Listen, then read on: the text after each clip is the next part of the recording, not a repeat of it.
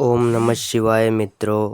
आज की इस वीडियो में आपको सुनाऊंगा चैत्र पूर्णिमा व्रत की संपूर्ण कथा और हनुमान महोत्सव की कथा।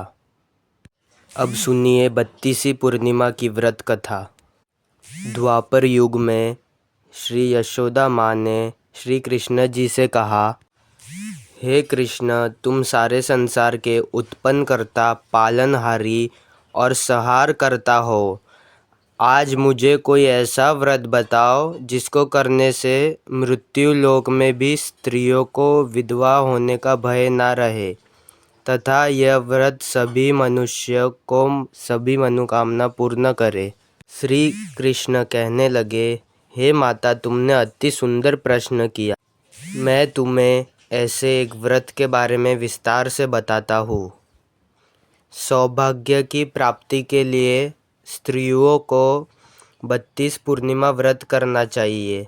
इस व्रत को करने से स्त्रियों को सौभाग्य की प्राप्ति होती है। यह व्रत अत्यंत सौभाग्य देने वाला और भगवान शिव के प्रति भक्ति बढ़ाने वाला है। यशोदा जी कहने लगी, हे कृष्ण, प्रथम इस व्रत को मृत्युलोक में किसने किया था? इसके विषय में मुझे विस्तार से बताओ।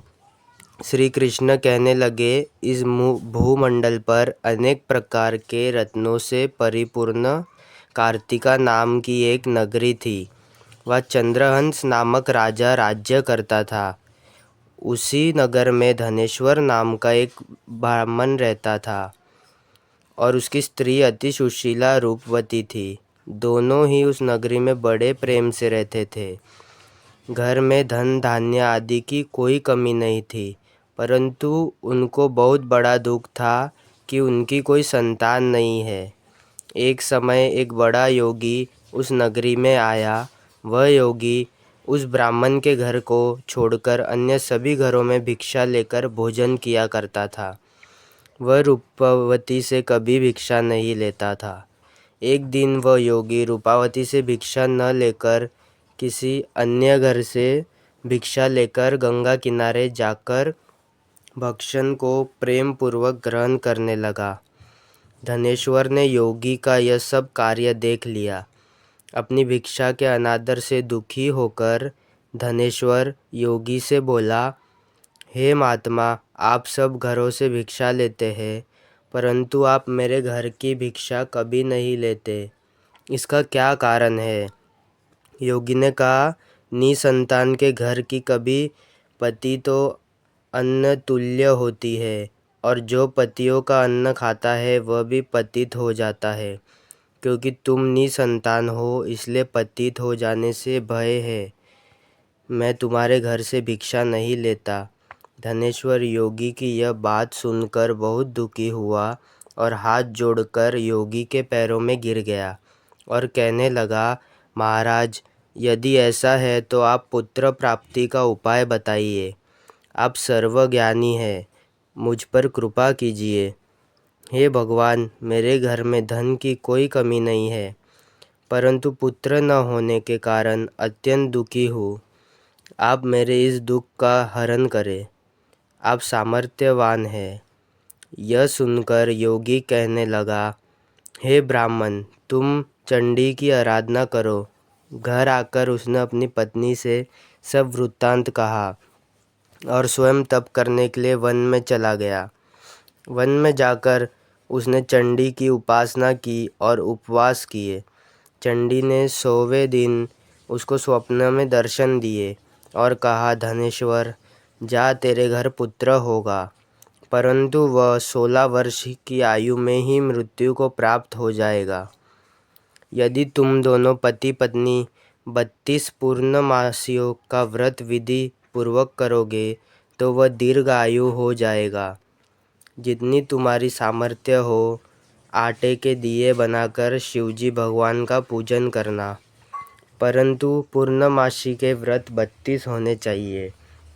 प्रातःकाल होने पर इस स्थान के समीप तुम्हें आम का वृक्ष दिखाई देगा। उस पर चढ़कर तुम एक फल तोड़कर शीघ्र ही अपने घर चले जाना और अपनी पत्नी से सब वृत्तांत कहना। ऋतु स्नान के पश्चात वह स्वच्छ होकर श्री शंकर भगवान का ध्यान करके उस फल को खा लेगी। शंकर भगवान की कृपा से उसको गर्व हो जाएगा। जब वह ब्राह्मण प्रातःकाल उठा तो उसने एक स्थान के पास ही आम का वृक्ष देखा, जिस पर अत्यंत सुंदर आम का फल लगा हुआ था। उस ब्राह्मण ने उस आम के वृक्ष पर चढ़कर फल को तोड़ने का प्रयत्न किया, परंतु वृक्ष पर कोई बार प्रयत्न करने पर भी वह चढ़ नहीं पाया। उस ब्राह्मण को बहुत चिंता हुई। तब विघ्न विनाशक श्री गणेश भगवान की वंदना करने लगा।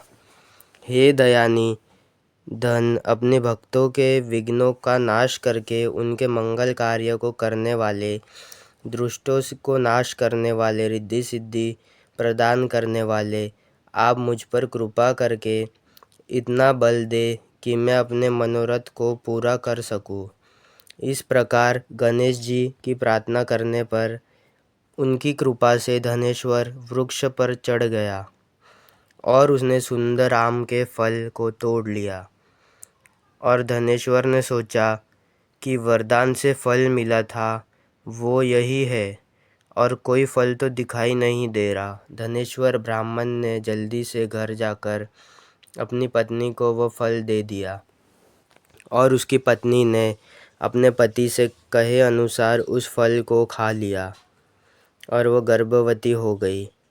देवी जी की असीम कृपा से उसको एक अत्यंत सुंदर पुत्र हुआ, जिसका नाम उन्होंने देवीदास रखा। माता पिता के हर्ष और शोक के साथ वह बालक शुक्ल पक्ष के चंद्रमा के भक्ति अपने पति पिता के घर में बड़ा होने लगा। माता भवानी की कृपा से वह बालक बहुत ही सुंदर, सुशील, विद्या पढ़ने में बहुत ही निपुण हो गया।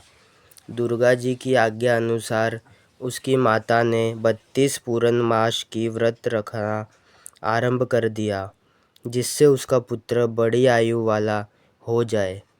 1.25 वर्ष लगते ही देवीदास के माता पिता को बड़ी चिंता हो गई कि कहीं उनके पुत्र की इस वर्ष मृत्यु न हो जाए। इसलिए उन्होंने अपने मन में विचार किया कि यदि यह दुर्घटना उनके सामने हो गई तो वे कैसे सहन करेंगे।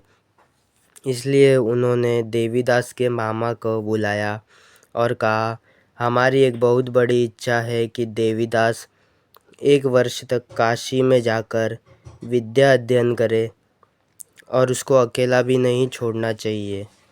इसलिए साथ में आप चले जाए और 1 वर्ष के पश्चात इसको वापस ले आना। सब प्रबंध करके उसके माता पिता ने काशी जाने के लिए देवीदास को एक घोड़े पर बिठाकर उसके मामा के साथ भेज दिया। परंतु यह बात उसके मामा या किसी और से नहीं बताई। धनेश्वर तथा उसकी पत्नी ने अपने पुत्र की मंगल कामना तथा दीर्घ आयु के लिए भगवती दुर्गा की आराधना और पूर्णमासियों की व्रत करना आरंभ कर दिया। इस प्रकार बराबर 32 पूर्णमासी के व्रत को उन्होंने पूरा किया। कुछ समय पश्चात एक दिन वह मामा और भांजा मार्ग में रात बिताने के लिए किसी गांव में ठहरे हुए थे। उस दिन उस गांव में ब्राह्मण की अत्यंत सुंदर, सुशीला और गुणवती कन्या का विवाह हो रहा था। जिस धर्मशाला के अंदर वर और उसकी बारात ठहरी हुई थी, उस धर्मशाला में देवीदास के और उसके मामा भी ठहरे हुए थे। संयोगवश कन्या को तेल आदि चढ़ाकर मंडप आदि का कार्य किया गया तो लग्न के समय वर को धनुव्रत हो गया। इसलिए वर के पिता ने अपने कुटुंबियों से कहा, विमर्श करके निश्चय किया कि यह देवीदास मेरे पुत्र जैसा ही सुंदर है, इसके साथ ही लग्न करवा दूं और बाद में विवाह के अन्य कार्य मेरे लड़के के साथ हो जाएंगे। ऐसा सोचकर देवीदास के मामा से जाकर बोला कि तुम थोड़ी देर के लिए अपना भांजा हमें दे दो, जिससे विवाह के लग्न सब कार्य सुचारू रूप से हो सके। तब देवीदास का मामा कहने लगा, जो कुछ भी वधू पक्ष के कन्यादान के समय वर को मिले वह सब हमें दे दिया जाए, तो मेरा भांजा इस बारात का दूल्हा बन जाएगा। यह बात वर के पिता ने स्वीकार कर लेने पर उसने अपना भांजा वर बनाने के लिए भेज दिया और उसके साथ सब विवाह कार्य विधि पूर्वक संपन्न हो गए। पत्नी के साथ वह भोजन करने के पश्चात बहुत उदासीन और दुखी हो गया। उसने सब बातें जो वर के पिता और उसके मामा में हुई थी लड़की को बता दी। तब कन्या कहने लगी, यह विवाह ब्राह्मण के विपरीत कैसे हो सकता है? ब्राह्मण और अग्नि के सामने मैंने आपका ही अपना पति माना है, इसलिए आप ही मेरे पति हो, आपकी ही पत्नी रहूँगी, अन्य किसी को नहीं। देवीदास ने कहा, मत करिए, क्योंकि मेरी आयु बहुत कम है, मेरे पश्चात आपकी क्या गति होगी, इन बातों को अच्छी तरह विचार कर लो। परंतु वह रूढ़ विचारों वाली लड़की थी। वह बोली, जो आपकी गति होगी वह मेरी गति होगी। प्रातःकाल देवीदास ने अपनी पत्नी को 3 नागों से जुड़ी हुई एक अंगूठी दी, एक रुमाल दिया और बोला, हे प्रिय, इसे लो और संकेत समझकर स्थिर चित्त हो जाओ। मेरा मरण और जीवन जानने के लिए एक पुष्प वाटिका बना लो, उसमें सुगंधी वाली एक नाव मल्लिका लगाओ और उसको प्रतिदिन जल से सींचा करो और आनंद के साथ खेलो कूदो, उत्सव मनाओ। जिस दिन मेरा प्रणात होगा यह फूल सूख जाएगा और जब यह फिर से हरा हो जाए तो समझ लेना मैं जीवित हूँ। यह बात निश्चय करके समझ लेना, इसमें कोई भी संशय नहीं है। इतना कहकर देवीदास वहाँ से चला गया और प्रातःकाल होते ही वहाँ पर गाजे बाजे बजने लगे। जिस समय विवाह कार्य समाप्त करने के लिए वर तथा सब बाराती मंडप में आए तो कन्या को वर को भली प्रकार के देखकर अपने पिता से कहा, यह मेरा पति नहीं है, मेरा पति वही है जिसके साथ रात्रि मेरा पानी ग्रहण हुआ था, इसके साथ मेरा विवाह नहीं हुआ है।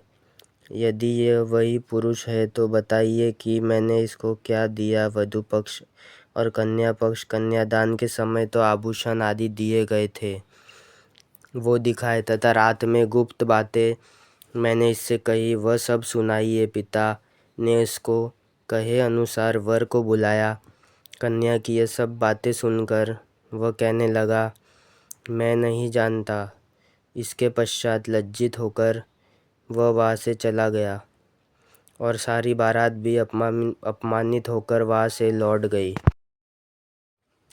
भगवान शिव बोले, हे माता, इस प्रकार देवीदास काशी विद्या अर्जन के लिए वहाँ से चले गए और जब कुछ समय बीत गया तो काल से प्रेरित होकर एक सर्प रात्रि के समय उसको डसने के लिए वहाँ पर आया। उस विषधर के प्रभाव से उसके शयन का स्थान चारों ओर से विष की ज्वाला विशोला हो गया, परंतु व्रत के प्रभाव से उसको काट नहीं पाया, क्योंकि पहले ही उसकी माता ने 32 पूर्णमासी का व्रत रखा था।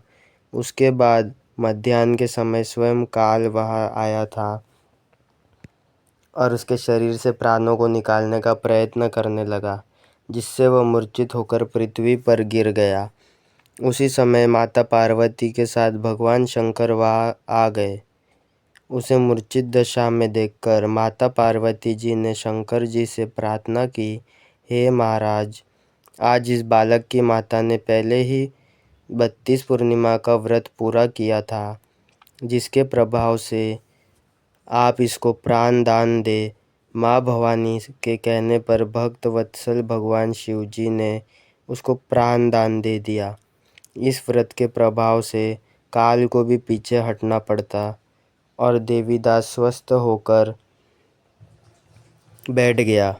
उधर उसकी पत्नी उसके काल की परीक्षा किया करती थी। जब जब उसने देखा उस पुष्प वाटिका में पुष्प कुछ भी नहीं रहे तो उसको अत्यंत आश्चर्य हुआ, लेकिन जब वह जैसे ही हरी भरी हो गई तो वह जान गई कि अब उसका पति ठीक ठाक है, वह जीवित हो गया है।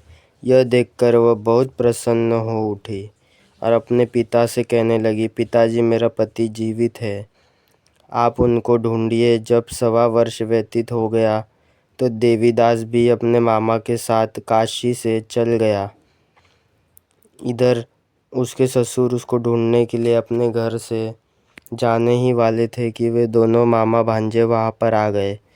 उनको आया हुआ देखकर उनके ससुर को बड़ी प्रसन्नता हुई और वह उन्हें अपने घर ले गए। उस समय नगर के निवासी भी वहाँ इकट्ठे हो गए और सबने निश्चय किया कि अवश्य ही इसी बालक के साथ कन्या का विवाह हुआ था। बालक को कन्या ने जब देखा तो पहचान लिया कि यह वही तो है जो संकेत करके गया था। कुछ दिन बाद देवीदास ने अपनी पत्नी और मामा के साथ अपने ससुर के घर से बहुत सारे उपहार लेकर अपने माता पिता के घर गए। अपने गांव के निकट पहुंचने पर कई लोग उठकर उसके माता पिता को पहले ही खबर देने चले गए कि तुम्हारा पुत्र देवीदास अपनी पत्नी और मामा के सहित आ रहा है। ऐसा समाचार सुनकर उसके माता पिता को विश्वास नहीं हुआ, परंतु जब और लोगों ने भी आकर यह बात उन्हें बताई तो उनके बड़ा आश्चर्य हुआ। लेकिन थोड़ी देर में देवीदास ने आकर अपने माता पिता के चरणों में अपना सर रखकर प्रणाम किया और उसकी पत्नी ने सास ससुर के चरणों को स्पर्श किया तो माता पिता ने अपने पुत्र और पुत्र वधू को हृदय से लगा लिया और दोनों की आंखों में प्रेम अश्रु बहने लगे। अपने पुत्र और पुत्र वधू के आने की खुशी से धनेश्वर ने बड़ा ही भारी उत्सव किया और ब्राह्मणों को दान दक्षिणा देकर प्रसन्न किया। श्री कृष्ण भगवान कहने लगे, इस प्रकार धनेश्वर 32 पूर्णमासी व्रत के प्रभाव से पुत्रवान हो गया। जो भी स्त्रियां 32 पूर्णमासी के व्रत को करती है वे जन्म जन्मांतर में वैधव्य का दुख नहीं भोग और सदैव सौभाग्यशाली रहती है। व्रत करने वाला चाहे स्त्री हो या पुरुष भगवान शंकर की कृपा से संसार में सकल आनंद भोग कर अंत में अवगमान रहित होकर शिवलोक से प्राप्त होता है। प्रेम से बोलिए श्री लक्ष्मी नारायण भगवान की जय, उमा भगवान की जय।